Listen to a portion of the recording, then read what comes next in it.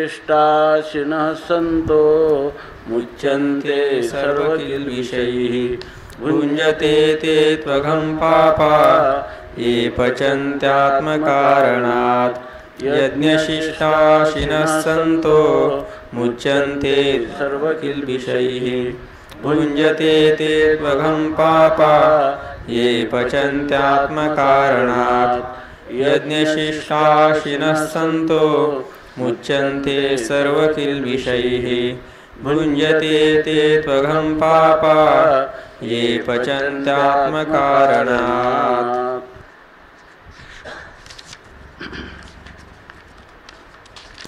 यज्ञशिष्टाशिनः system आपलं यज्ञशिष्टाशिनः सन्तः सर्वकिल्बिषैः मुच्यन्ते तु ये आत्मकारणात् पचन्ति ते पापः अघं भुञ्जते।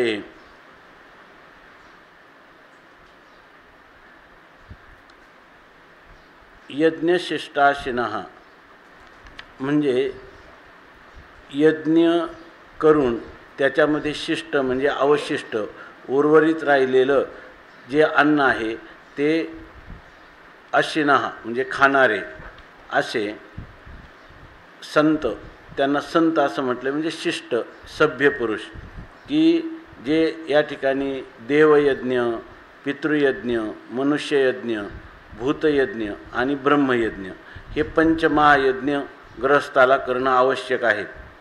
कारण त्या ठिकाणी चुलीवर किंवा पाटावर वंटा आपण वाटण करत असताना किंवा उखळ मुसळ याच्यामध्ये आपण काही कुटत असताना मुसळाने उखळामध्ये तांदूळ वगैरे केरसुनी, झाडू आणि पाण्यात जे भरलेली भांडी या 5 ठिकाणी आपल्याला दररोजच्या व्यवहारात दररोज काही ना काही हिंसा होते.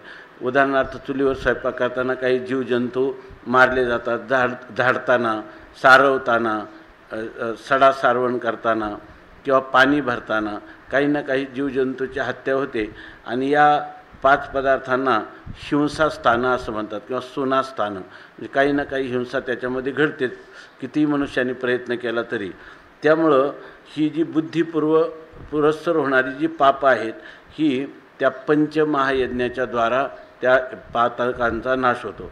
हे पंचमहायज्ञ म्हणजे देवयज्ञ, देवतांच्या उद्देशाने केला जाणारा यज्ञ, पितृयज्ञ म्हणजे पितर आपले वंशज त्यांच्यासाठी केला जाणारा यज्ञ, मनुष्ययज्ञ मनुष्यासाठी केला जाणारा यज्ञ, भूतयज्ञ प्राणीमात्रांसाठी आपण जे कावळ्याला, चिमणीला, मुंग्यांना काही देतो ते भूतयज्ञ, आणि ब्रह्मयज्ञ असे हे 5 यज्ञ सांगितले.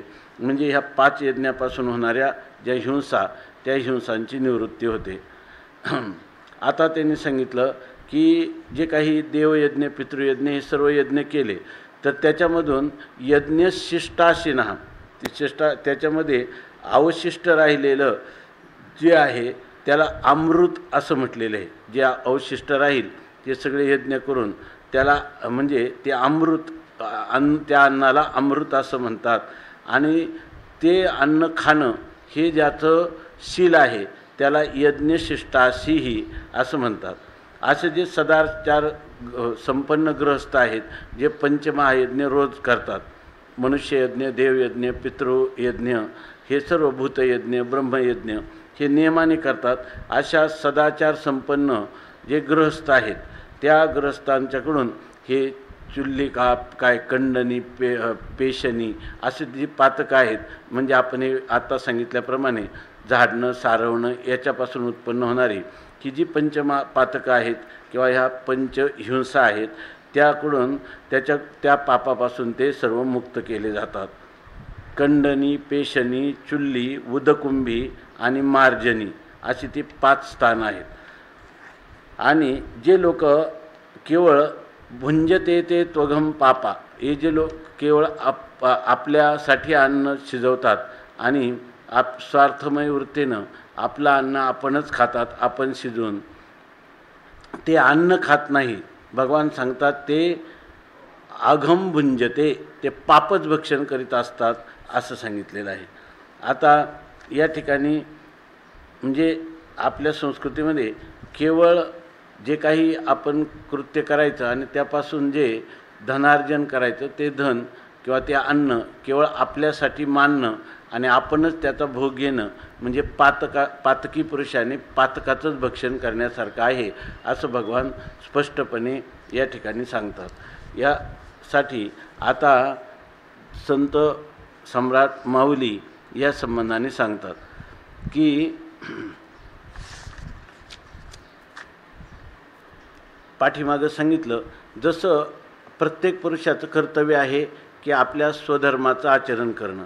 इथं धर्म म्हणजे वेदविहित धर्म म्हणजे वेदाने सांगितलेलं कर्म, वेदविहित जो आहे वेदविहित हा धर्म, हा वेदाने जे इदम कुरु तुम्ही करा असं सांगितलं त्याला म्हणतात धर्म, आणि वेदाने जे सांगितलं की इदम मा कुरु तुम्ही हे करू नका त्याला म्हणतात अधर्म। वेदविहित हा धर्म आणि वेद अविहित हा अधर्म, आज वेदाने जे सांगितलं नाही तो अधर्म आहे किंवा इदम मा कुरु हे करू नका असं सांगितलं। उदाहरणार्थ कलंजम मा भक्षयस्व, मांसाशन करू नका, शराम मा पिबस्व, मग तुम्ही मद्यपान करू नका असं सांगितलं, हा सगळा अधर्म आहे। आणि हे करा, मातृदेवो भव, पितृदेवो भव, आचार्य देवो भव, अतिथी देवो भव, हे वेदाने सांगितलं की आपले असणारे आई वडील अतिथी आणि गुरु हे साक्षात परमात्म्याचे रूप आहेत, त्यांची सेवा करा। जर कोणी याचं अनुसरण करील तर तो धर्मानुष्ठान करीत आहे। आणि सत्यम वद प्रियम वद, तुम्ही सत्य बोला, दुसऱ्याला प्रिय असं बोला, मधुर बोला, हे जे सांगितलं हे वेदाने करायला सांगितलं। आणि जे करायला सांगितलं त्याचा अनुष्ठान करणं म्हणजे स्वधर्मानुष्ठान आहे असं सांगितलं। तेव्हा त्यांनी सांगितलं ह्या स्वधर्माचं अनुष्ठान जर केलं नाही तर काय स्थिती होते, जसं जलचरा जळसांडे, जे प्राणी जलचर म्हणजे पाण्यामध्ये जीवन जगतात, उदाहरणार्थ मासा, आणि जर त्या पाण्यापासून त्याला दूर केलं तर त्याचं जीवनच राहतच क्षणी मरण मांडले। त्या पाण्यापासून माशाला दूर केलं तर तत्क्षणी त्याला मरणाला सामोरं जावं लागतं। तसं स्वधर्मतेने पाडे विसंबू नये, त्या जलचर प्राण्याने माशाने जसं पाण्याला कधीच विसंबू नये म्हणजे पाण्याचा कधीच परित्याग करू नये, कारण जर पाणीच नसेल तर आपलं जीवनच राहणार नाही, त्याप्रमाणे प्रत्येक मनुष्य मात्राने या ठिकाणी आपल्या स्वधर्माला कधीच विसरू नये असं सांगतात। आणि त्यासाठी ह्या प्रजापतीनं जेव्हा हे सर्व मानव किंवा प्रजा किंवा प्राणीमात्र किंवा लोक उत्पन्न केले त्याच वेळेला त्यांना सांगितलं की स्वधर्माचं तुम्हाला विसर पडू देऊ नका। म्हणून तुम्ही समजती आपुलाली या कर्मी उचिती, निरत व्हावे हे पुढत पुढती म्हणिपत असे। भगवंतानी किंवा भगवान ब्रह्मदेवाने सगळ्या प्रजेला उत्पन्न केल्यानंतर मुळात तर ती प्रजा केवळ प्रजा उत्पन्न केली नाही तर यज्ञासहित प्रजा सहयज्ञ हा प्रजा सृष्टवा पुरोवाच प्रजापती अनेन प्रसविष्यध्व मेषवस्त्विष्ट कामधुक। आपण पाहिलं हे तुम्ही जे जे काही इच्छा कराल त्या सगळ्या इच्छा पूर्ण होतील, पण स्वधर्म आचरणापासून दूर होऊ नका असं त्यांनी सांगितलं होतं। म्हणून तिथं म्हणतात तुम्ही समजती हे प्रजाजन हो, तुम्ही सर्व मिळून आपुलाल्या उचिती कर्मी, आपल्याला जे उचित कर्म आहे म्हणजे ब्राह्मणाचं, क्षत्रियाचं, वैश्याचं, शूद्राचं जे जे काही कर्म सांगितलं वेद प्रतिपादित कर्म, त्या प्रतिपादित कर्म उचित म्हणजे आपल्याला अनुरूप असं जे कर्म आपण ज्या वर्णामध्ये असो त्या वर्णाला अनुरूप, आपण ज्या आश्रमात आपण ब्रह्मचर्य ग्रस्त वानप्रस्थ आणि संन्यास यापैकी ज्या आश्रमात असो त्या आश्रमानुरूप किंवा ज्या वर्णात आपला जन्म झाला असेल, चातुर्वर्ण्य मया सृष्टा गुणकर्म विभागशः, भगवंताने जे चातुर्वर्ण्य निर्माण केलेलं आहे त्या चातुर्वर्ण्याच्या अनुरूप तुम्ही आपापलं कर्म करा। आणि हे कर्म म्हणजे एकदम सहज साधारणपणे असं त्याचं विशेष महत्त्व किंवा त्याचा अंतकरणात असणारा गरिमा न ठेवता करू नका, तर ते निरत व्हावे पुढतवरती म्हणिपत असे। त्यांना ब्रह्मदेव सांगतात पुढत पुढती म्हणजे पुन्हा पुन्हा वारंवार निरत व्हावे, म्हणजे अत्यंत तत्परतेनं हे कर्म करावं असं म्हणीपत असे, असं तो प्रजापती आपल्या सर्व प्रजेला सांगतात. म्हणजे हे कर्म तुम्ही तंतोतंत किंवा जसं वेदाने सांगितलं त्याचं उल्लंघन न करता, अतिक्रमण न करता, यथायोग्य औचित्यपूर्ण असं ते कर्म तुम्ही करा. आणि मग भगवान म्हणतात, ब्रह्मदेव म्हणतात, देखा विहित क्रियाविधी निर्हेतुका बुद्धी जो असतीये समृद्धी विनियोगू करी. आता सगळी माणसं जीवन जगण्यासाठी म्हणजे त्यांचा सर्वांचा उटारेटा किंवा प्रयत्नाची पराकाष्ठा चालली, आपलं जीवन सुचारू रूपाने जगावं. विशेषतः ह्या गोष्टीसाठी आपली ही जी भारतभूमी आहे, ह्या भारतभूमीमध्ये जन्मलेले जे मानव आहेत तर त्यांच्यामध्ये श्रीमंती गरिबी असा भरपूर भेद असेल, रोगी निरोगी, वयोपरत्वे, जातीपरत्वे, तरी सर्व आपापल्या वर्णा आश्रमाप्रमाणे जे कर्मानुष्ठान करतात त्या सगळ्यांच्या ठिकाणी आपल्याला एक रम्य समाधान नांदत असल्याचं दिसतं, की जे ह्या भारत देशामध्ये इतर देशामध्ये नाही. तर इतर देशांपेक्षा तुलनेने भारतामध्ये समाधानी लोक आहेत. म्हणजे अगदी इथला भिकारी यालाही जीवन जगण्याची कला जितकी साधलेली आहे तितकीच कला त्या देशाच्या असणाऱ्या राजाला पण साधलेली आहे. किंवा असं वास्तविक आहे, जर जे लोक ह्या कर्माचं अनुष्ठान व्यवस्थित करतील त्यांना, आणि ज्यांनी ह्या वेदाचं जे अनुशासन आहे त्याच्याकडं पाठ फिरवली आणि आपल्या मनाने किंवा तर्कशुद्ध विचारसरणीवर स्वतःच्या असणाऱ्या आपल्याला येणारे विषयभोगाचे अनुभव त्यालाच प्रामाण्य देऊन आपल्या भ्रामक अनुभवाला आणि त्याचंच अनुसरण जे लोक करत राहिले आणि ज्यांनी वेदाचं शासन मानलं नाही तसतसे ते आपल्या आनंदापासून दूर घेत गेले. बिचाऱ्या परदेशातल्या लोकांना, इतर खंडातल्या लोकांना वेदाचाच परिचय नाही, वेदविधानाचाच परिचय नाही, त्यामुळे विहित आणि निषिद्ध याचा कर्माचा विभाग करण्याची त्यांना त्या ठिकाणी ज्ञानच नाही, अशी स्थिती आहे. पण आजच्या काळामध्ये अनेक विद्वानांना जी खंत आहे ती खंत ही आहे की आजच्या काळात भारतामध्ये मनोरुग्णांचं प्रमाण वाढत आहे. म्हणजे ते इतकं वाढत आहे की ते म्हणतात की 2020 साली भारतामध्ये जगातले सर्वात अधिक मनोरुग्ण, जगातले सर्वात अधिक मधुमेही आणि जगातले सर्वात जास्त कॅन्सरग्रस्त लोक या देशामध्ये सापडतील. ह्या सर्वांचं कारण जर पाहिलं तर याचं कारण हेच आहे की स्वधर्म कर्माच्या अनुष्ठानापासून च्युत होऊन दुरावलेले लोक.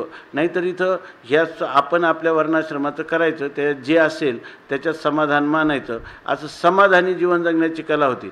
त्याच्यामध्ये विषमता किती जरी असली, फार मोठी दरी आहे की जी दरी पाहून भारताला लोक नावं ठेवतात, परंतु असं नाही.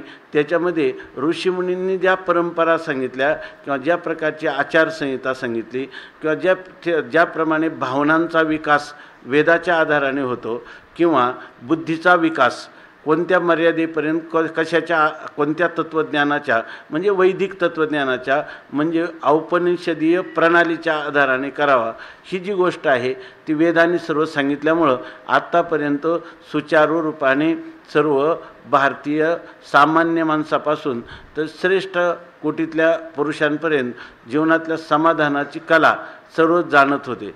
परंतु आपण त्या गोष्टीपासून दूर झाल्यामुळं आता आपल्याला मनोरुग्ण होण्याची वेळ आली. याचा अर्थ काय? जीवन जगण्याची कला जी ती आपण शिकत नाही किंवा तिला आपण मानत नाही, त्या पद्धतीचा आपण अंगीकार केला नाही असं. याच्यामध्ये हे यज्ञ शिष्टाशिना संता असं म्हटले. यज्ञ म्हणजे ईश्वरार्पण बुद्धीनं केलेलं जे कर्म आणि त्या कर्माचं जे फल आहे त्या फलामध्ये आपण जास्त कर्म जी आहे ती समष्टीसाठी करायची, ईश्वरार्पण बुद्धीनं करायची, परोपकार सेवा म्हणून करायची आणि त्याच्यातून उरलेलं जे आहे ते आपलं आहे आणि ते आपण प्रसन्नतेने सेवन करायचं. असं जे अन्न आहे त्या अन्नाचा मनावर होणारा परिणाम आहे.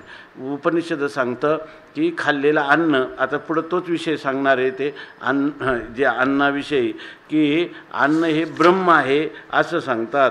अन्न हे साक्षात काय आहे? ब्रह्म. त्या अन्नाचा मनावर परिणाम होतो. अन्नापासून जसं हे शरीर बनतं, ह्या शरीरामध्ये अन्न खाल्ल्यानंतर रसरक्त हे जे धातू आहेत, सप्तधातू बनतात. या ठिकाणी ह्या सप्तधातू जसे त्या अन्नापासून बनतात तसंच त्याच्यापासून मलमूत्र हेही अन्नापासूनच बनतात. आणि सगळ्यात शेवटचा सूक्ष्म घटक कोणता असेल तर तो आहे मन. म्हणून त्यांनी सांगितलं अन्नम आशितम त्रेधा विधीयते. काय अन्न, खाल्लेलं अन्न 3 प्रकारचं आहे.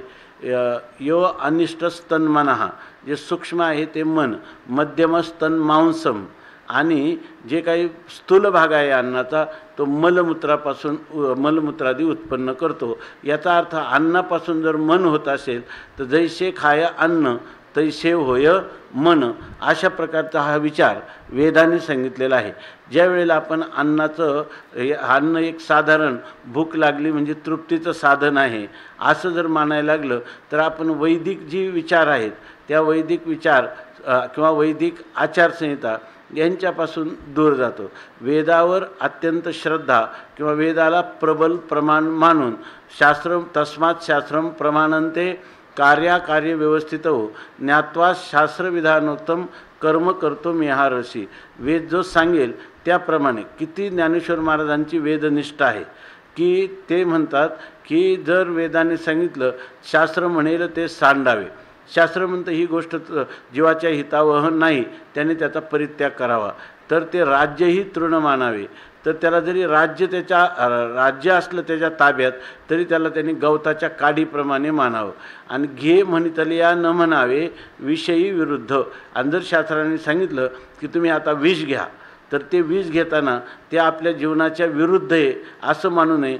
शास्त्राने सांगितलं ते आपल्या कल्याणकारक आहे असा जर वेदावर निष्ठा असेल, वेदावर आत्यंतिक श्रद्धा अतिशय त्याच्या अंतःकरणात असेल तर तो पुरुष ह्या वेदाचा अनुष्ठान करतो. आणि त्याला मनामध्ये त्याच्या ठिकाणी रुग्णता, मनाची व्याधी म्हणजे काय? हे काम, क्रोध, लोभ हे खरं मनुष्याला अंतःकरणाला चंचल करतात, दूषित करतात, त्याला आपल्या स्वरूपापासून भ्रष्ट करतात, असमाधानाला, दुःखाला, शोकाला, मोहाला प्राप्त करून देतात. म्हणून यासाठी वेदाचा नियम मानणं हे अत्यंत आवश्यक आहे. म्हणून वेदाने हे काय, गीतेतलं 700 श्लोक आहे आणि ज्ञानोबारायांच्या फक्त 9000 ओव्या आहेत. 9000 ओव्या म्हणजे काय फार मोठं काही संहिता ज्ञानोबारायांनी आपल्याला दिली आणि खूप आयुष्य वेचावं लागेल असं नाही. बरं, याच्यातल्या गोष्टी कळायच्या म्हणजे काय, मातृभाषेतच सांगितलेला ग्रंथ आहे.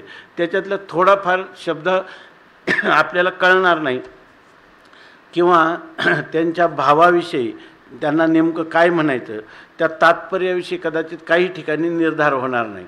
परंतु ज्या ज्या ठिकाणी निर्धार होईल त्याचं काही तुम्ही पारायणापाठीमागं पारायण करण्याची गरज नाही. जो कळालेला विषय आहे तेवढाच जर आपण अंगावर घेतला तर त्याचा अनुभवच आपल्याला येईल. त्यामुळं आपली वेदैक निष्ठा ज्याला म्हणतो, केवळ वेदावरची निष्ठा किंवा ही गीतेवरची ज्ञानोबारायांच्यावरची निष्ठा ही वेदनिष्ठाच आहे. कारण वेदनिष्ठेला सोडून त्यांनी काहीच केलेलं नाही किंवा काहीच सांगितलेलं नाही. म्हणून या ठिकाणी यज्ञशिष्टाशिनः म्हणजे तसं तर आपला सगळा जीवनच यज्ञ आहे आणि त्या यज्ञात तो कसं जीवन यज्ञ आहे म्हणजे जीवन सगळं सताम काय परोपकाराय सताम विभूतय. हा आपलं जीवन ईश्वरासाठी किंवा समाजासाठी ते आपलं जीवन समर्पण करणं हा यज्ञ आहे.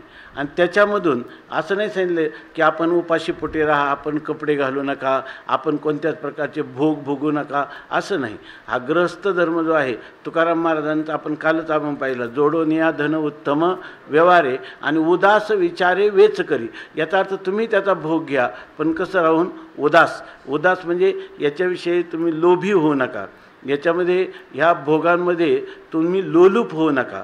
या शास्त्राच्या आज्ञेच्या अनुसार तुमची जीवनशैली ठेवा असं सांगतात. आणि असं जे अन्न खाणे ते यज्ञशिष्टाशिनः, आणि यज्ञशिष्टाशिनः संताः असं म्हटलं. यज्ञ खाणारे भाष्यकारांनी त्याला शिष्टाः असं म्हटलेले. संत म्हणजे काय आहे? शिष्ट. शिष्ट म्हणजे वेद प्रामाण्य अभ्युपगंतृत्वम शिष्टत्वम. वेद प्रामाण्य मानणारे जे लोक आहेत त्यांना म्हणतात संत, त्यांना म्हणतात शिष्ट. आणि अशा ह्या यज्ञातून जे अवशिष्ट राहिलं त्याचा भोग घेणारे असं जे लोक आहेत ते यज्ञशिष्टाशिना संता सर्व किलविषयी मुंचते. तर कोणत्याही प्रकारचं पातक त्यांना लागत नाही. म्हणजे हे सगळे यज्ञ वेदाच्या आज्ञेप्रमाणे जे काही लोक त्याचं अनुसरण करतात तर त्यांना कोणतंही मुंचते सर्व किलविषयी, त्या सर्व पातकापासून मुच्चनते, ते मुक्त होतात. आणि दुसरे जे लोक आहे ना, जे आत्मकारणात ये पापाः पचंती, ते म्हणतात आत्मकारणात म्हणजे कोणतंही भोग पाहिजे ते कोणाला? मला पाहिजे. लहान मुलांची प्रवृत्ती लगेच आपल्याला म्हणतात ना, मुलाचे पाय पाळण्यात दिसतात. लहानपणीच काही मुलांना एकाच आईच्या उदरातून आलेले असतात, त्यांना दुसऱ्याला द्यावं वाटतं. एखाद्याला त्याला जर खाऊ दिला तो सगळ्या भावंडांना वाटून देतो, आणि दुसरा जर सगळ्या भावंडांना दिलेला खाऊ हा सगळा त्यांच्यापासून हिसकावून घेतो आणि स्वतः खातो. याचं कारण काय? आत्मकारणात आपल्या स्वतःच्या स्वार्थासाठी जे हे पचंते अन्न पचवतात ते पापहा, ते लोक खरे पापीच आहेत. आणि ते जे असतात ते अन्न खात नाही, ते काय खातात? आघम. ते त्या ठिकाणी आघम भुंजते, ते पापाचा भोग घेत असतात. ह्या ठिकाणी भगवान परमात्म्यांनी तर वेदाच्या द्वारा नियम सांगितलेत, अनेक स्मृतिग्रंथाच्या द्वाराही भगवंताचंच सगळं सांगणं आहे. परंतु स्वतः स्वमुखे ह्या रणांगणावर भगवान वेळ नाही थोडक्यात सांगतात.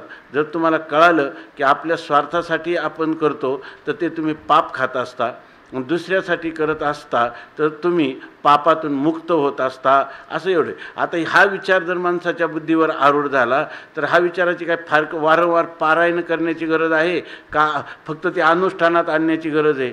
काही लोक काय ज्ञानेश्वरीची सेवा म्हणजे पारायण चालू आहेत आमचे म्हणतात. तर पारायण चालू आहे, अर्थही कळण्याचं नाही. निदान कमीत कमी त्या ठिकाणी सांगितलं हा कनिष्ठ वाचक आहे, त्याला पाठकादम म्हणतात. नुसता कंठातही पाठ आहे किंवा तुम्हाला सारखा त्याचा स्वाध्याय करतो पण त्याचा अर्थ समजून घेत नाही. जो त्याचा अर्थ समजून घेतो तो मध्यम आहे, आणि जो समजलेला अर्थ आहे त्या अर्थाप्रमाणे जो तो विषय आपल्या अनुष्ठानात आणतो तो खरा श्रेष्ठ पाठक आहे. तर ही गोष्ट लक्षात न घेतल्यामुळं आयुष्य जरी गेलं तरी ही लक्षात येत नाही. तर रामकृष्ण परमहंसांनी ही गोष्ट सांगितली की एक आपण नेहमी चिंतन करत असतो. पत्र लिहिलं, आपलं चिठ्ठी दिली वडिलांनी. 2 मित्र होते आणि ते मित्र मुंबईला एकत्र नोकरी करत होते. एक जण गावाकडे आला तेव्हा वडिलांनी त्या मित्राजवळ पत्र दिलं किंवा चिठ्ठी दिली आणि त्याच्यामध्ये असं सांगितलं की तुझ्या बहिणीचं ताईचं लग्न जमलेलं आहे, तेव्हा आता लग्न जवळच तारीख आलेली आहे, लवकरात लवकर तो अमुक गोष्टींची व्यवस्था कर असं त्याला सांगितलं. ते पत्र जेव्हा त्या मित्राने दिलं त्याला इतका आनंद झाला की तो नाचायलाच लागला आणि सगळ्या शेजारी पाजारी मित्रमंडळींना सांगितलं, हे बघा माझ्या ताईचं लग्न जमलं आणि त्याच्यात लिहिलं होतं त्यांनी की तू येत असताना काही थोडं सोनं, काही कपडे, काही रोख रक्कम या ठिकाणी तू घेऊन ये असं त्याला सांगितलं होतं. तो सगळ्या लोकांना ही लिस्ट वाचून दाखवायचा, माझ्या ताईच्या लग्नासाठी अमुक आण असं वडिलांनी लिहिलेलं आहे. आता हे किती वेळा वाचायचं का त्याची जमवाजमव करायला सुरुवात करायची. तसं हे जर आपल्याला कळलं तर आपल्याला फक्त हे अनुष्ठानात आणायचे आणि यांनी खरं समाधान प्राप्त होणार आहे. केवळ जे विषय आपण वारंवार त्याची नुसती आवृत्ती केली किंवा त्याचा अर्थ समजून घेऊन फारसं काही पदरात पडणार नाही. एक थोडंसं अदृष्ट निर्माण होईल एवढाच त्याचा भाग आहे. पण याचं जर अनुसरण केलं तर त्याला अनुभूती, स्वतःला त्याचा अनुभव की शास्त्राची वचनं जी आहेत ती किती अकाट्य आहे. दगडावरच्या रेघेप्रमाणे आहेत, पाण्यात उद्भवणाऱ्या तरंगाप्रमाणे ही वचनं नाहीत. ही ऋषीमुनीची, ऋषी जे आहेत, ऋषी हा मंत्रद्रष्टारा, इतकं सात्विक त्यांचं अंतकरण आहे की त्यांना ह्या मंत्र त्यांच्या समोर आलेले आहेत. जे काही समाधी भाषेत त्यांना हे मंत्र समोर आलेले आहेत आणि त्यावेळेला त्यांनी हे जे काही शब्दाच्या द्वारा मानवजातीला हे एवढं परमार्थ धन या वाङ्मय रूपाने दिलेलं आहे. फक्त त्याचा अर्थ आपण समजावून घेणं आणि त्याच्याविषयी काही शंका घ्यायची नाही. जसा रस्ता जर राजमार्ग असला तर आंधळा मनुष्य देखील न अडखळता धावू शकतो, तसं तस्मात् शास्त्रम प्रमाणन्ते. वेदातलं कर्मकांड असो, उपासनाकांड असो किंवा तत्त्वज्ञान असो, या ठिकाणी धर्म आणि ब्रह्म हे ज्या अतिंद्रिय गोष्टी आहेत याचं ज्ञान करून देण्याला फक्त शास्त्र आणि शास्त्रकार संत हेच समर्थ आहेत.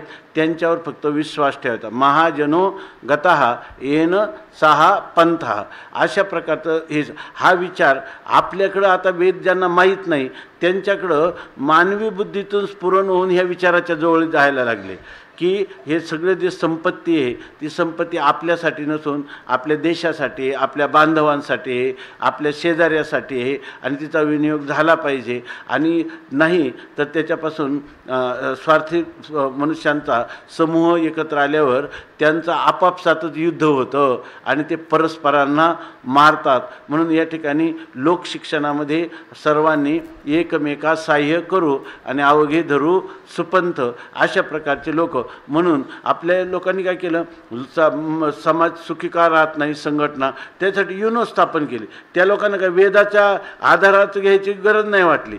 त्यांना वाटलं काय करावं, याच्यातून मार्ग काय, तर ते जे मार्ग काढतात ते मार्ग असत. आता त्यांनी सांगितलं की युनो एकाने मांडलं कोणी भारतीयांनी की हे जे पसायदान आहे हे युनोची प्रार्थना झाली पाहिजे. तर ते म्हणून सांगितलं याचा विचार व्हायला पाहिजे. जेव्हा त्याचा अर्थ त्याने आपाततः वरवर सांगितला तरी त्या लोकांना वाटलं म्हणजे याचा अर्थ काय, हे विचार मानवी कल्याणासाठी आवश्यकच आहे, पण मानवाच्या बुद्धीतून झाले ना ते कुठंतरी त्रुटी त्याच्यामध्ये राहील. कारण मनुष्याच्या ठिकाणी भ्रम, प्रमाद, कर्णापाठव, विप्रलिप्सा हे दोष असतात. आणि जे महानुभाव संत आहेत किंवा जे अपौरुषेय शब्दराशी असा जो वेद आहे तर त्या वेदामध्ये हे कोणतेच दोष नाही. म्हणजे जे अगदी गणितापेक्षाही तंतोतंत असे हे आचार विचाराचे नियमावली वेद सांगतो. आणि अहितापासून काढिती हित देवनी वाढविती नाही गा श्रुती परवती माऊली जगा, अशा प्रकारची ही वेद ही माऊली आहे. वेद हा शासन करणारा आपला बाप पण आहे. माऊलींनी आई आणि बाप ह्या दोन्ही वेदाला म्हटलेलं आहे. तर अशा प्रकारचं ह्या वेदाचं आहे की यज्ञशिष्टाशिना संताः मुच्यन्ते सर्व किल्विषयी आणि काय भुंजते ते त्वघम पापः ए पचन्ते आत्मकारणात. म्हणून आपण जी कोणती गोष्ट करतो तेव्हा हिच्यामध्ये आपला स्वार्थ आहे का लोककल्याण आहे, याचा अर्थ हे सगळं वेदांनी कसं सांगून ठेवलं, आत्मनो मोक्षार्थम आणि जगद्हितायच. आपण करणारी क्रिया ही आपल्यालाही मुक्तीकडे नेणारी असली पाहिजे, आपल्यालाही दुःखाच्या सगळ्या त्रिविध तापातून दूर करण्यासाठी उपयोगी पाहिजे. त्याचबरोबर आत्मनो मोक्षार्थम आपली सगळ्या दुःखातून मुक्ती करणारी असली पाहिजे, पण ते जगद्हितायच, परंतु ती जगताचंही कल्याण करणारी अशी आपली विचारधारा आहे. आणि इथं ही जी विचारधारा आहे ही भारतामध्ये एकदम कुत्र्याचं मांस शिजवणारा चांडाळ, त्या चांडाळापासून तर या ठिकाणी सर्वांच्यामध्ये शिरो म्हणजे स्थानी असणारा, मूर्धन्य स्थानी असणारा जो ब्राह्मण, त्या सगळ्यांनाही एकच शिक्षा. ब्राह्मणाला पण सांगत होते की ब्राह्मणस्यही देवोयम क्षुद्र कामाय निश्यते. क्षुद्र कामनापूर्त करण्यासाठी ब्राह्मणाचं शरीर नाही तर कशासाठी आहे, तप कृच्छ्राय तपसेचेह प्रेत्यानंत्य सुखायच. त्याने सुद्धा कष्टकारक असं तप करावं आणि मेल्यानंतर प्रेत्य अनंत सुखायचं. त्याला अनंत सुख म्हणजे मोक्ष प्राप्त व्हावा, विदेह कैवल्याला प्राप्त व्हावा, की त्याचं वर्णन ज्ञानोबा करतात. अनंत सुखाच्या डोही एकसरा तळूची घेतला जी स्थिरावनी तेही तेच झाले. अनंत सुखाच्यामध्ये त्याला दुःख संबंध रहित काय तुमचं काय स्वपदास्पदम असं जो स्वर्गीय सुख आहे की त्या स्वर्गीय म्हणजे ह्या देवतांचं जे सुख आहे याच्यापेक्षाही ह्या सुखाला पायरी करणारं, त्याच्यावर पाय देऊन पुढं जाणारं असं हे ब्रह्मसुख मिळेल, अशा प्रकारची स्थिती सांगितली. आता काय हे आपण ज्या कल्पना केल्यात की पैशाने सुख मिळेल, जवळचे नातेवाईक सुख देतील, किंवा जी काही भोगसंपत्ती आहे, महाल राजवाडे हे सुख देतील, ह्या कल्पना आपल्या मस्तिष्कामध्ये इतक्या खोलवर रुजल्या की त्याच्यापेक्षा हे विचार किंवा हे आचार आपल्याला सुख देतील. इकडं आपली प्रवृत्ती जी आहे ती कमी व्हायला लागल्यामुळं आपण दररोज दुःखाच्या गर्तेत अधिक सापडत चाललो. ह्याच्यामध्ये ही मानवजात कधी जागृत होईल याच्यासाठी खरी काळजी आहे संतांना. म्हणून संतांनी जे वाङ्मय आहे त्या लिहून ठेवले. जरी आपल्याला वेदाचं स्मृतीचं पुराणांचं अध्ययन करता आलं नाही तरी संत वाङ्मयाचं जरी आपण अनुसरण केलं तर हे सगळे वेदाचे जे लाभ आहेत त्या सगळ्या वैदिक विचारधारा, वैदिक आचारसंहिता, वैदिक भावना पद्धती या सगळ्या संतांनी स्वतः अनुभवल्या. आणि त्यांनी मात्र संत एकांती बैसले आणि सर्व सिद्धांत शोधिले. सगळे सिद्धांत त्यांनी शोधले आणि मानव जातीसाठी या अभंगवाणीमध्ये किंवा ओवी ज्ञानेशाची आणि अभंगवाणी तुकयाची याच्यामध्ये ते ग्रथित केलेलं आहे. पण इथे जर आपण नकोच म्हणत असेल तर मग तुकाराम महाराज कंटाळतात आणि ते म्हणतात आता देव घ्या कोणी, देव घ्या कोणी, आयता आला घरपुसोनी. लोक म्हणायला लागले देव न लगे, देव न लगे, का नको तर आठवणीचे रुंधले जागे. आमच्या याच्यामध्ये जागाच नाही. अरे पण तुम्हाला इतर गोष्टीत किती कष्ट होतात, पैसे खर्च करावे लागतात, देव घ्या फुका, देव घ्या फुका, न लगे रुका मोल काही. लोकांचं उत्तर तेच ध्रुवपद, देव न लगे. तुकाराम महाराजांनी सांगितलं आता काही विलाज नाही. या ठिकाणी तुकाराम महाराज पुढं काय आहे, दुबळा तुका भावेविन उधारा देव घेतला ऋण. तुम्ही घेत नाही तर हा देवाचा सगळा मक्ता आम्हीच घेतो असं तुकाराम महाराज म्हणतात. दुबळा तुका भावेहीन किंवा भावे विन उधारा देव घेतला ऋण असं म्हणतात. त्याप्रमाणे इथं हे ज्ञानोबराय याच्यावर चिंतन. हा जो भगवंताचा श्लोक आहे, यज्ञशिष्टाशिन संतो मुच्यन्ते सर्व किल्विषयी. जर यज्ञाप्रमाणे यज्ञातून अवशिष्ट राहणारं अन्न तुम्ही भक्षण कराल, म्हणजे अन्न या ठिकाणी याचा अर्थ कोणतेही भोग, शब्द स्पर्श रूप रस गंध हे पंचविषय आहेत या ठिकाणी किंवा स्वर्गात कुठेही. आणि या पंचविषयाचा भोग जरी घ्यायचा झाला तरी हे काय करायचं तर यांना यज्ञ आहेत असं समजावं. हे जर आपण कानाने यज्ञ करतो म्हणजे काय, कानाने यज्ञ करतो म्हणजे ज्या गोष्टी नको आहेत, ज्या निषिद्ध आहेत त्याचा त्याग केला. आणि ज्या कानाने ओम भद्रम कर्णेभिः शृणुयाम देवाः भद्रम पश्येमाक्षभिर्य जत्राः स्थिरैरङ्गैस्तुष्ट्वां सस्तनूभिर्व्यसेम देवहितं यदायुः स्वस्ति न इंद्रो वृद्धश्रवाः स्वस्ति नः पूषा विश्ववेदाः स्वस्ति नस्तार्क्ष्यो अरिष्टनेमिः स्वस्ति नो बृहस्पतिर्दधातु. काय वेदांनी प्रार्थना करून ठेवल्या. आणि ओम शांती शांती शांती म्हणजे याचा अर्थ त्रिविध शांती 3 वेळा म्हणायचं, म्हणजे आध्यात्मिक, आधिभौतिक आणि आधिदैविक या सगळ्या दुःखाची पूर्णपणे शांती व्हावी असा त्याचा अर्थ आहे. आणि हे किती आपल्याकडं उठल्याबरोबर सकाळी जर हा मंत्र म्हटला मनुष्याने तर त्याला खऱ्या प्रार्थनेचं स्वरूप कळेल. आणि सगळ्या अधिष्ठात्री देवता सकाळीच त्याच्यावर इंद्रियाच्या प्रसन्न होतील आणि त्याला पावला पावलाला मदत करतील असे हे वेदमंत्र आहेत. तेव्हा कानाने काय ऐकायचं ते ऐकलं का यज्ञ झाला. आणि जे ऐकायचं नाही ते जर टाळलं का तो सुद्धा काय झाला, यज्ञच झाला. त्या ठिकाणी वेद विहित करायचं, निषिद्धाचा परित्याग करायचा हा झाला यज्ञ. डोळ्याने जे पाहायचं नाही ते पाहिलं नाही आणि जे पाहिल्याशिवाय राहायचं नाही तर ते तुम्ही भद्रम पश्येमाक्षभिर्य जत्रा. इंद्रियांना कर्मेंद्रिय ज्ञानेंद्रिय यांचे जे विषय आहेत त्या सगळा विषय काय आहे, एक विषय तो सकळांचा हरी आणि त्यांच्या आवडीने आवडी इतरी. अशा प्रकारचं जर आपण आपल्या जीवनामध्ये सगळं परमात्म्यालाच विषय केलं तर तो काय आहे, जर पावला पावलाला त्याचा तो यज्ञच चालू आहे, त्याला दुसरं काही नाही. आणि ह्या यज्ञाचं स्वरूप काय आहे, काल आपण थोडं चिंतन केलं. यज्ञ भूतांच्या पाळना भेद कार्य कारण आणि पावावया उपासना ब्रह्मस्थानी प्रस्थान. या ठिकाणी आपल्याला ब्रह्मस्थानामध्ये जर प्रस्थान करायचं असेल तर आपल्याला उपासना जीवनामध्ये करणं, यज्ञ करणं म्हणजे कर्म करणं आवश्यक आहे. केवळ काही लोक आपण थोडं चिंतन केलं होतं, केवळ समसमुच्चय आणि क्रमसमुच्चय याचा निवाडा करण्यातच तुमच्या आयुष्यातले 10 वर्ष गेले आणि तुम्ही समसमुच्चय का क्रमसमुच्चय याचं कोणतंच अनुष्ठानात आणलं नसेल तर त्याचा उपयोग काय झाला? तत किम तत किम तत किम. या ठिकाणी मनुष्याचं कलियुगामध्ये थोडंसंही आयुष्य असलं परंतु त्या आयुष्यातला प्रत्येक क्षण त्याला कामाला लावता येतो. त्याचं कारण काय आहे की संत वाङ्मयांनी ह्या वेदाचं तात्पर्यभूत अर्थ आपल्यापुढं सगळा ठेवलेलाच आहे आणि तोच या ठिकाणी ज्ञानोबाराय ह्या श्लोकाच्या ओवीच्या रूपाने आणतात आणि सांगत असताना सांगतात, देखा पहा विहित क्रियाविधी. इथं विहित म्हणजे वेदविहित म्हणजे वेदाने सांगितलेलं, क्रियाविधी म्हणजे क्रियानुष्ठान म्हणजे कर्मानुष्ठान म्हणजे वेदाने जे सांगितलं त्याप्रमाणे जर कर्मानुष्ठान आणि ते कर्मानुष्ठान करायचं पण कसं? निर्हेतुका बुद्धी. या ठिकाणी निर्हेतुक म्हणजे कोणत्याही प्रकारचा हेतू किंवा त्याच्यापासून फलप्राप्तीची आकांक्षा न ठेवता जो असतीय समृद्धी. आणि तो पुन्हा कसा आहे?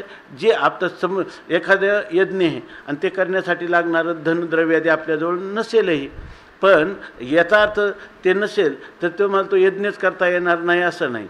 हा जो यज्ञ आहे तर हे जो यज्ञ आहे हा असतीय समृद्धी म्हणजे आपली यथाशक्ती यथामती आपल्याजवळ जे उपलब्धी आहे त्याप्रमाणे जो विनियोगू करी, जो त्याचा विनियोग उपयोग किंवा आपल्याजवळ जी समृद्धी किंवा आपल्याला जे सद्यस्थितीत प्राप्त आहे त्याच्यामध्ये समृद्धी विनियोग करी, त्याचा विनियोग करतो, खर्च करतो किंवा व्यय करतो.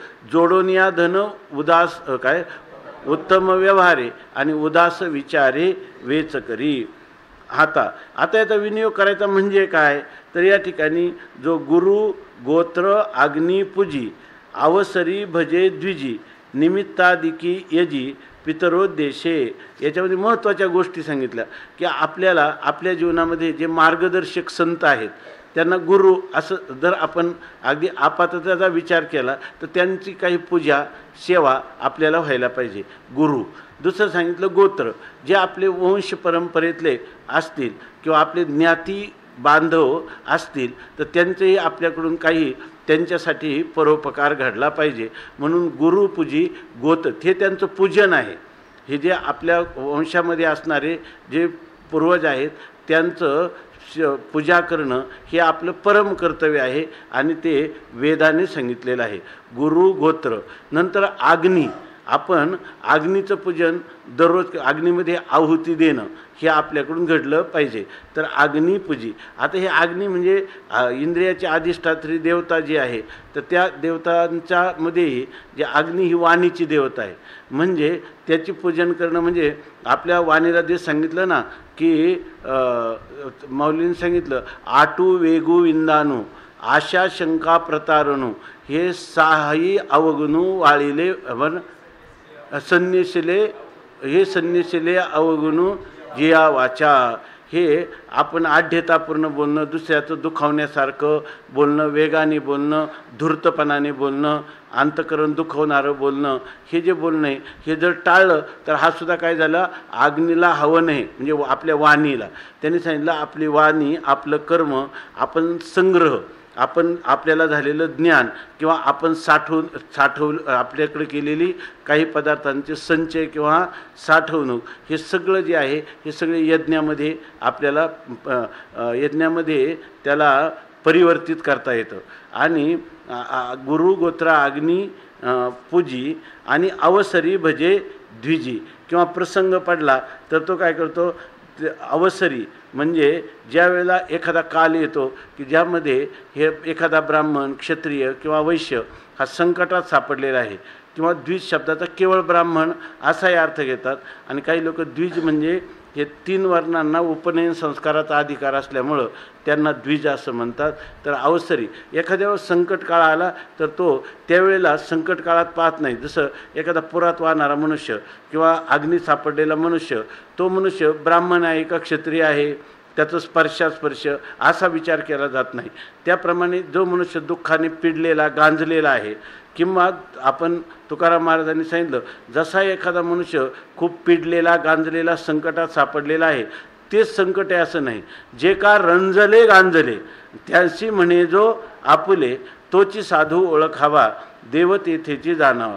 रंजले म्हणजे रंगले, रंगले म्हणजे विषयांमध्ये रंगले, तर त्याची सुद्धा साधूंना दया येते की अरे एक दिवस मृत्यू येईल, हे भोग यांना सोडून जातील, किंवा हातरी भोगांना सोडून जाईल, आता हा याच्यात रंगला, याच्यात याचं कल्याण नाही, म्हणून रंगल्यांसाठी सुद्धा कोण आहेत? साधू. आणि जे बिचारे अनेक त्रिविध तापाने होरपळून गेले त्यांनाही कोण आहेत?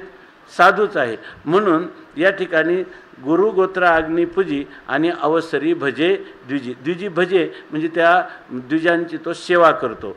आणि निमित्ताधिकी यजी पितरोद्देशे, आणि निमित्ताधिकी म्हणजे वर्ष श्राद्ध पिंड काय अशा प्रकारचं असेल तर त्या ठिकाणी निमित्त म्हणजे विशेष पर्वकाल आला तर पितरोद्देशे यजी, त्या पितरांच्या उद्देशाने देखील तो यजन करतो किंवा यज्ञ करतो, पितृयज्ञ करतो. या यज्ञक्रिया उचिता यज्ञेशी हवन करिता हुतशेष स्वभावता उरे जे जे. आणि या कितीतरी लोक आहे ना, ज्या लोकांना भोगप्रधान जीवन जगतात ते भारतीय ह्या यज्ञ संस्थेवर फार मोठ्या टीका करतात. ते काय म्हणतात, घरात जर तेवढं तूप दिलं किंवा एखाद्या भिकाऱ्याला एखाद्या आजाऱ्याला जर एवढं तूप दिलं तर त्याचं काहीतरी त्याच्या शरीराला त्याचा उपयोग होईल. ही आग्नीत भडाभड ओतून देतात. ह्याच्यामध्ये काय म्हणजे या लोकांना एक अंधश्रद्धेसारखंच आहे. त्यांना आता नवीन संशोधन होत चाललं. आता हे पश्चिम जर्मनी सारख्या राष्ट्रांनी ह्या यज्ञाची उपयोगिता किती आहे, हे पर्यावरणाचं संतुलन कसं साधतं, अशा अनेक प्रकाराने आता सांगतात. तर या ठिकाणी आता लोक म्हणायला लागले यज्ञ व्हायला पाहिजे. यज्ञ फार आवश्यक गोष्ट आहे. यज्ञ संस्था मोडकळीस आल्यापासून सगळं आरोग्याची किंवा वायुमंडलातली पर्यावरणाची हानी झाली असं आता लोक म्हणायला लागले. पण हेच जर पूर्वी सांगितलेले या यज्ञक्रिया उचिता, ह्या ज्या यज्ञाच्या क्रिया आहेत, या म्हणजे वर सांगितलं ना, गुरुगोत्र अग्नी पूजी अवसरी भजे द्विजी, आणि जो या निमित्ताधिकी यजी पितरोद्देशे या यज्ञक्रिया उचित आहे. याचा अर्थ या सगळ्या गोष्टी ह्या यज्ञक्रिया आहेत, म्हणजे यज्ञातील कर्मानुष्ठान आहे आणि ते उचित आहे, म्हणजे ते अयोग्य कोणत्याही प्रकारे नाही.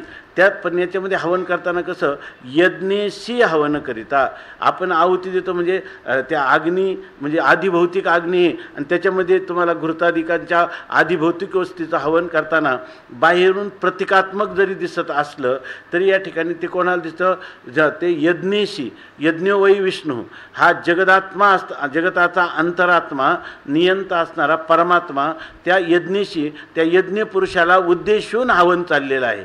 म्हणजे आम्ही दिलेली आहुती या भौतिक अग्नीसाठी देत नाही, तर या ठिकाणी जो काही आधिदैव जे आहे, बरोबर ना, आधिदैव म्हणजे देवता, त्या इंद्रियांच्या अधिष्ठात्री देवता वेष्टी किंवा समष्टीच्या, तर त्या सर्वांना ते हवन करीत असताना हुतशेष स्वभावता उरेजे, त्याच्यातून हुतशेष म्हणजे हवन करून त्याच्यातून चरो काय अवशिष्ट राहिलेलं उरलेलं जे आहे ते सुखे आपल्या घरी कुटुंबेशी भोजन करी की भोग्याची ते निवारी कल्मशाते, ते सुखे आपले घरी.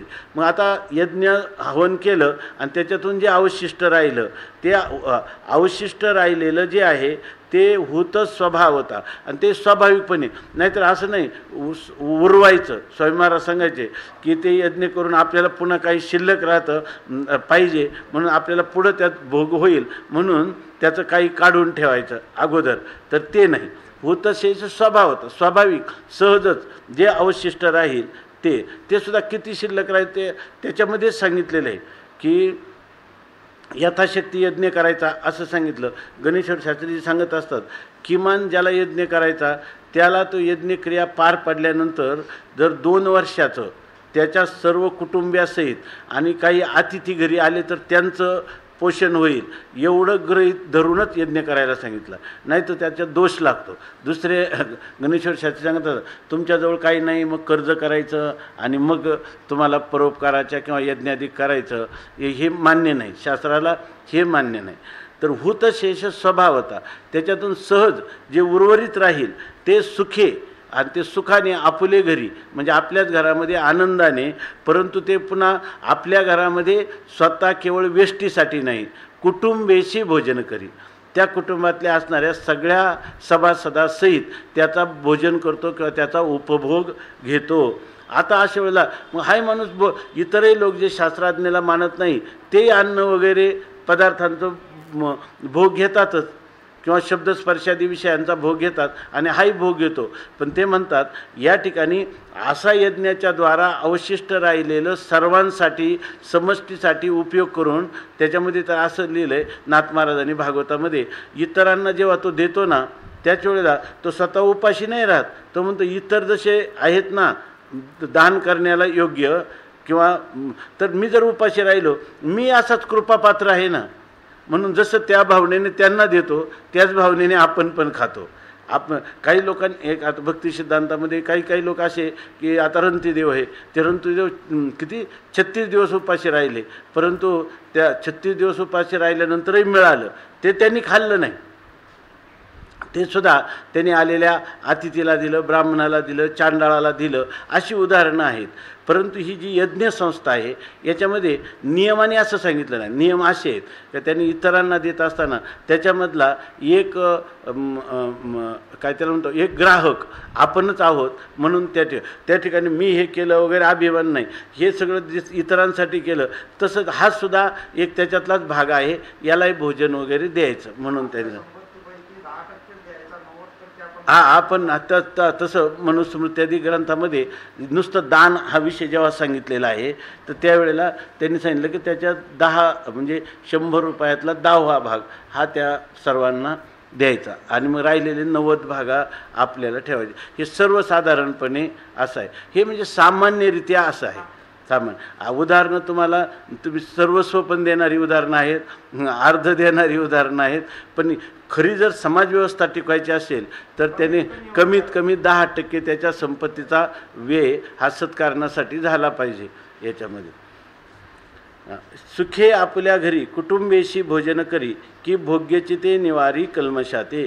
ते दिसताना आपल्याला काय दिसतो, तो भोग्य पदार्थ आहे असं आपल्याला दिसतं, परंतु तो भोग्य पदार्थ कल्मशाते निवारी, तो आपल्या अंतःकरणात असणाऱ्या आपल्या जीवनात घडलेल्या पातकांचा नाश करणारा आहे. ते यज्ञावशिष्ट भोगी मनोनी सांडिजे तो आगी जयापरी महारोगी अमृत सिद्धी. ते यज्ञावशिष्ट भोगी म्हणजे त्या यज्ञातून अवशिष्ट राहिलेलं त्याचा जो भोग घेतो तर तो पुरुष आगी सांडिजे म्हणून, तो आघ म्हणजे पाप, त्या पापाला तो पापातून तो काय होतो, पापाच्या आगी सांडिजे, पाप त्याला सोडून देतात. तो पापाला सोडित नाही, तो पापाला त्यागीत नाही, पाप होऊन त्याचा त्याग करतात असं सांगतात. म्हणून सांडिजे तो आगी जयापरी महारोगी अमृत सिद्धी.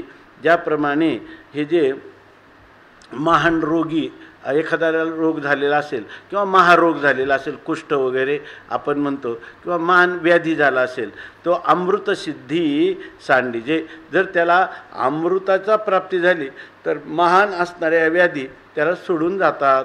त्याप्रमाणे दुसरं उदाहरण देतात. ज्ञानेश्वर महाराजांचं उदाहरण जरी द्यायचं झालं तर ते उदाहरणही मोठी कधी कधी त्याला काय म्हणतात, त्यांच्या ज्या गरुडासारखी भरारी असते ते आता सांगतात. तत्वनिष्ठ जैसा नागवे भ्रांतिलेशा तो शेषभोगी तैसा नाकळे दोषा. की तत्वनिष्ठ जैसा, काही माणसं जे आहेत, आता उदाहरण काय दिले बघा, चाललाय विषय कोणाचा, पूर्वमीमांसेतल्या यज्ञाचा, आणि ज्ञानेश्वर महाराज त्या यज्ञाला उदाहरण सांगताना सांगतात ब्रह्मज्ञानी पुरुषाचं.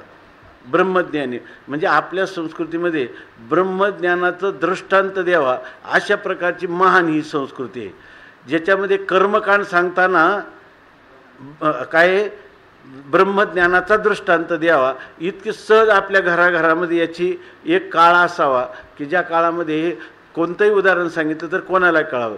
जसं आताच्या काळामध्ये ब्रह्मसूत्राचं आपण भाष्य पाहतो, ते कळालं नाही तर आनंदगिरीची टीका किंवा अस्मद आचार्यपर्यंत.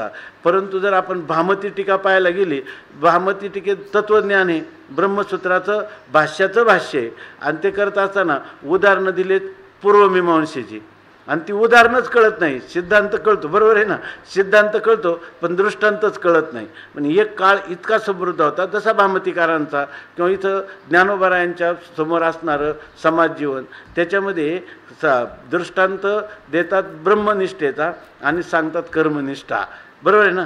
तर त्याच्यामध्ये सांगतात की तत्वनिष्ठू की अथवा जैसा तत्वनिष्ठू, जसा एखादा तत्वज्ञानी पुरुष किंवा ब्रह्मज्ञानी पुरुष भ्रांती लेशा नागवे, तो कधीच भ्रमात सापडत नाही. त्याला जगत सत्यत्व आहे, जीव ब्रह्मात भेद आहे, असं कधीतरी होईल का? का त्याला आज तो म्हटला का ब्रह्मसत्यम जगन्मिथ्या जीवो ब्रह्मैव ना पराहा, आणि दुसऱ्या दिवशी तो म्हणेल का कधी की जगत सत्यम ब्रह्म मिथ्या, ऐक नाही, जीव ब्रह्म पर आहेत, असं म्हणेल का कधी? कधीच म्हणणार नाही. नागवे भ्रांती लेशा, की तो शेषभोगी तैसा ना कळे दोषा. तसा शेषभोगी म्हणजे यज्ञ करून यज्ञातून उर्वरित अवशिष्ट राहिलेले पदार्थाचा भोग घेणारा हा पुरुष दोषा ना कळे, त्याला कोणत्याही प्रकारचा दोष किंवा पातक प्रत्यवाय त्याला लागणार नाही. आता हे सगळं सांगितलं, हे माऊलींचं अंतःकरण याच्यासाठी फार म्हणजे त्याला काय म्हणतात द्रवीभूत झालेलं आहे.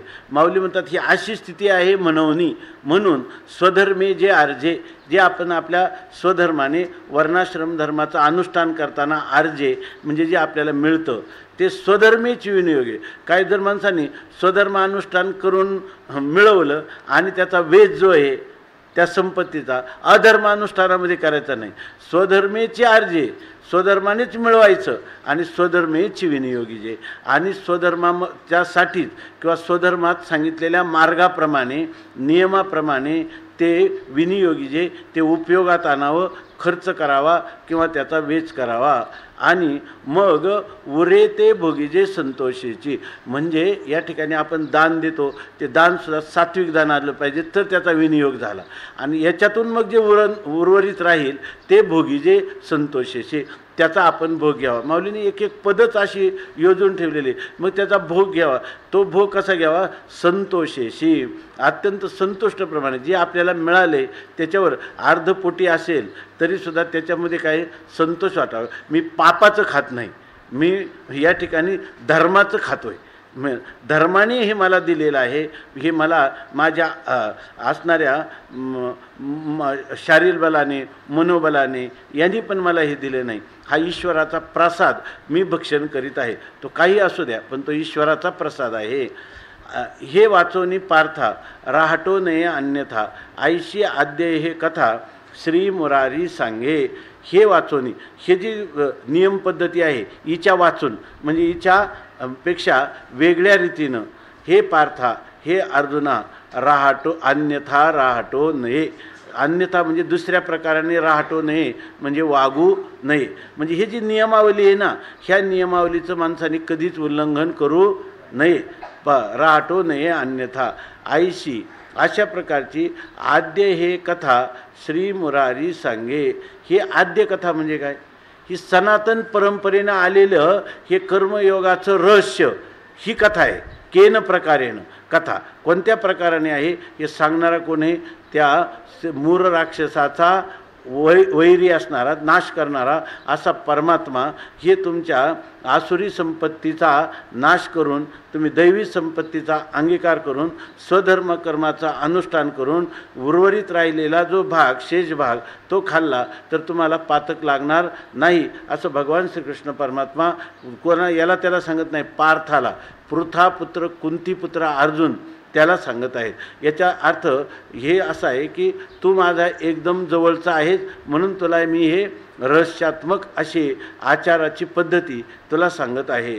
जे देहची आपणपे मानिती आणि विषयाते भोग्य म्हणती, या परते न स्मरती अनिक काही. आणि जे लोक आहे ना, हे तत्त्वज्ञान कोणाला आवडेल? तुकाराम महाराजांचा एक अभंग आहे की हे जे म्हणणं आहे ते उणे पुरे काय त्याच्या बसे टाळक्यात, असं तुकाराम महाराजांचा एक अभंग आहे. त्याला हे जे शब्द आहे ना त्याच्या कानाला ते झोंबतात, म्हणजे त्याला हे ऐकायला सुद्धा वाटत नाही, करायला तर वाटतच नाही. तुकाराम महाराज एक खूप अभंग आहे. आम्ही जे बोलतो हे बोल जे सज्जन लोक आहेत त्यांना ते आवडतात आणि दुष्ट लोकांना मात्र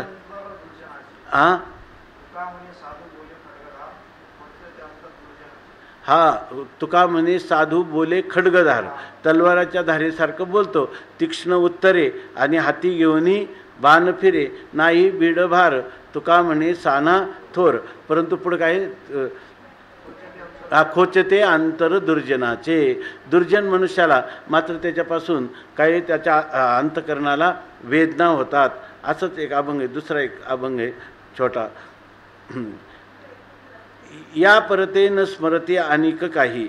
आता ते म्हणतात पण जे लोक आहे ना देहाची आपणपे मानती, देहालाच मी आहे असं जे मानतात, विषया ते भोग्य म्हणते आणि विषय हे पंचविषय हे माझे भोग्य आहे, मी त्यांचा भोगता आहे, माझा त्याविषयी भोगण्यात अधिकार आहे असं म्हणतात. कारण मी म्हणजे कोण आहे? देह, आणि देह संबंधाने असणारे शब्द स्पर्शादी विषय हे माझे भोग्य आहेत. आणि याच्या पलीकडं काय? या परते न स्मरते अनेक काही. याच्या पलीकडं जगामध्ये काही करायचं नाही. म्हणती संसारी जन्मिजे. आणि इथं ह्या संसारामध्ये सकाम लोकांचं ते वर्णन केलेलं आहे. इथं तरी हे काही निषिद्ध विषय असले तरी ते भोगण्याची त्यांची पामरकुटीतल्या लोकांची तयारी असते या ठिकाणी. म्हणून या परते न स्मरते अनेक काही. ते म्हणतात हे यज्ञोपकरण सकळ नेनत साथे बरळ, अहम बुद्धी केवळ भोगू पाहती. हे यज्ञोपकरण, ही जी काही यज्ञाची उपकरणं म्हणजे सामग्री आहे ते बरळ म्हणजे ते जे भ्रमिष्ट झालेले लोक नेनत साथे. अरे देवाने ही जी सामुग्री दिली ही सगळी यज्ञाची सामुग्री आहे आणि ते यज्ञो वै विष्णू, परमात्म्याला समर्पण करण्यासाठी या यज्ञ सामुग्रीचा म्हणजे देवाने दिलेल्या आपल्याला जे दिले इंद्रिय हातपाय कान यांचा उपयोग करायचा आहे. हे नेनत साथे. हे तर ते जाणीतच नाहीत. का जाणत नाही? ते बरळ आहेत. बरळ आहेत म्हणजे ते भ्रमिष्ट आहेत, भ्रांत आहेत. आणि मग त्यांचं म्हणणं काय आहे? अहम बुद्धी केवळ भोगू पाहती. त्यांच्या ठिकाणी अहम बुद्धी म्हणजे अहंकार. अहंकार म्हणजे मी देह आहे, देहांकाराने युक्त असणारे ते केवळ त्या देहाच्या इंद्रियांच्या लोलुप्यतेमुळं भोगू पाहती, त्या विषयांचा भोगण्याची इच्छा करतात. त्यासाठी ते काय करतात? तर इंद्रिय रुची सारिखे करविती पाकनिके, ते पापिये पातके सेविती जाण. ते इंद्रिय रुची सारिखे म्हणजे जेणेकरून आपल्या इंद्रियांना रुची म्हणजे आनंद येईल अशा प्रकारचे निके पाक करीती. अशा प्रकारचा चांगल्या प्रकारचा पाक म्हणजे स्वयंपाक ते करतात. स्वयंपाक करतात म्हणजे आता हे स्वयंपाकाच्या रूपाने आपल्याला देवाला नैवेद्य, भगवान हा नैवेद्य भक्षण करतील आणि त्याच्यातून उर्वरित राहिलेला प्रसाद आपल्याला मिळेल, तो आपल्या अंतकरणाची शुद्धी करणारा असेल, हे विचार त्यांच्या अंतकरणात येत नाहीत. ते इंद्रियाला जे आवडेल ना त्या प्रकारचा पाक किंवा स्वयंपाक आणि निके चांगल्या प्रकाराने करतात.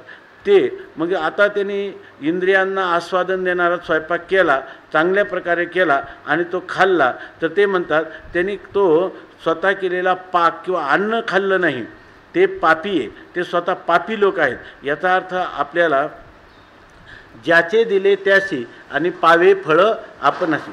परमात्म्याने दिलेलं अन्न त्याला पुन्हा समर्पण करून त्याचं उर्वरित आपण जेव्हा सेवन करतो त्यावेळेला आपल्याला काय पुण्य लागत असतं.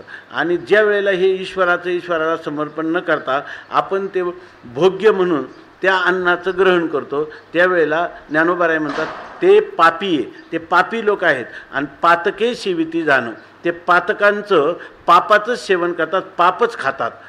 इथं असे उपनिषदामध्ये केवळ अन्नादो अन्नादाह भवती. जो अन्न देतो ना दुसऱ्याला तर तो काय करतो? त्याला अनेक प्रकारचं अन्न त्याला प्राप्त होत असतं. आणि केवळ आदी म्हणजे केवळ खाणारा जो आहे ना तर तो केवळ आदी तर म्हणजे तो खाणारा तो अन्न खात नाही तर तो पापच खात असतो असं सांगितलं. एक उपनिषदामध्ये अन्न आणि जो दुसऱ्याला अन्न देतो ना तो अन्नवान भवती. तर त्याला जो दुसऱ्याला अन्न देतो त्याच्याकडे अन्न आपोआप चालून ईश्वर सत्तेत येत असतं. आणि जो स्वतः भोगतो तो पातक खात असल्यामुळं त्याच्या जीवनामध्ये कोणत्याही प्रकारचं अदृष्ट पुण्य निर्माण होत नाही. 2-3 मंत्र आहेत, काही लक्षात नाही आता. संपत्ती जाता हा ते सांगतात, ते पापिये पातकी सेविती जाण, संपत्ती जाता अगवे हे हवन द्रव्य मानावे, मग स्वधर्म यज्ञे आर्पावे आदी पुरुषी. संपत्ती जात अगवे, आपल्याला हरिदास शास्त्रींचं माहीत असेल की त्यांना पेन्शन होती आणि त्यांच्याजवळ ते प्राध्यापक होते आयुष्यभर आणि त्यांच्याजवळ जे धन होतं नंतर त्यांना सरकारी पेन्शन पण मिळत होती, ज्यांनी तुम्ही तर जवळूनच पाहिलेले. तर त्यांनी इतकं हे केलं की आपल्या प्रेतयात्रेला लागतील तेवढ्याच पैशाची व्यवस्था करून ठेवली. प्रेतयात्रेला लागतील तेवढ्या, आणि जितके दिवस आळंदीत होते तितके दिवस ते प्रत्येक एकादशीला फराळाचं सगळ्यांना द्यायचे. तरी ते पैसे शिल्लक राहायला लागले. मग त्यांनी काय केलं, ते मग 3-4 दिवसांनीच करायला सुरुवात केली. मग ते करायला ते म्हणायचे की खर्च जास्त कसा होईल, तर मुलांना विचारायचे काय करायचं, श्रीखंड करायचं. मग तुम्हाला पोट भरेपर्यंत खाल्लं पाहिजे म्हणायचे आणि त्याच्यात त्यांना आनंद वाटायचा असे. आणि जेव्हा त्यांचा अंतकाल जवळ आला, ते आपल्या नवले हॉस्पिटलमध्ये होते जवळ 2-3 महिने, त्यांनी सांगितलं मला आळंदीला देह ठेवायचा. मग त्यांना इथं जेव्हा आणले तेव्हा त्यांनी त्या पैशाची चाचपणी केली किती राहिले. मग त्याने एक मोठा सप्ताह करा देवीदासमध्ये आणि हे सगळे संपवा, आणि ते सगळे संपले आणि नंतर त्यांनी देह ठेवला याच्यामध्ये. तर ते सांगतात मग काय संपत्ती जाता अघवे, ही जेवढे आपल्याला संपत्ती मिळाली ही हवन द्रव्य मानावे. हे ह्या यज्ञामध्ये हवन करण्यासाठी मिळालेली ही संपत्ती म्हणजे ह्या यज्ञाचं सामुग्री आहे. मग स्वधर्म यज्ञे आर्पावे, आणि मग आपण काय करावं, आदिपुरुषी. आदिपुरुष म्हणजे जो ह्या संपूर्ण जगताचा आद्य निर्माता आहे, ज्याने हे विश्व निर्मिले. काय महर्षी देवाते संस्थापिले, 21 स्वर्गाते धरिले, सत्ता मात्रे आपुल्या तो हा विठोबा निधान, ज्याचे सनकादिका ध्यान, असं ज्याचं वर्णन केले. पुढं काय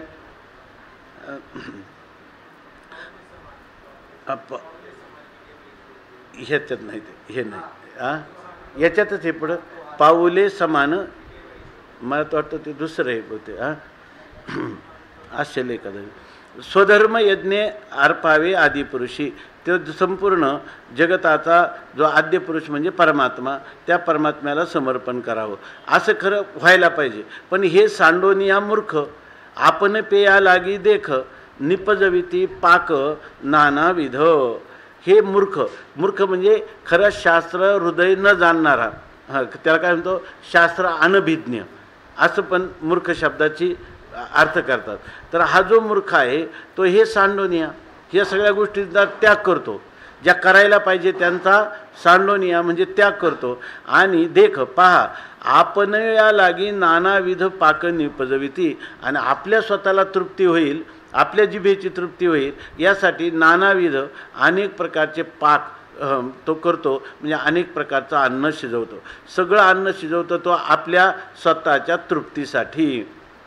जिही यज्ञसिद्धी जाये परेशा तोषी होय, ते हे सामान्य अन्न न होय म्हणून या ठिकाणी आपल्याकडं अन्नाकडं पाहण्याची दृष्टी ज्ञानोबाराय आपल्याला सांगतात. हे कारण पुढचा श्लोक आहे की अन्नात भवंती भूतानी, म्हणून या पुढच्या विषयाचं एक अवतरण होतं आणि क्रमाने आलेला विषय आहे.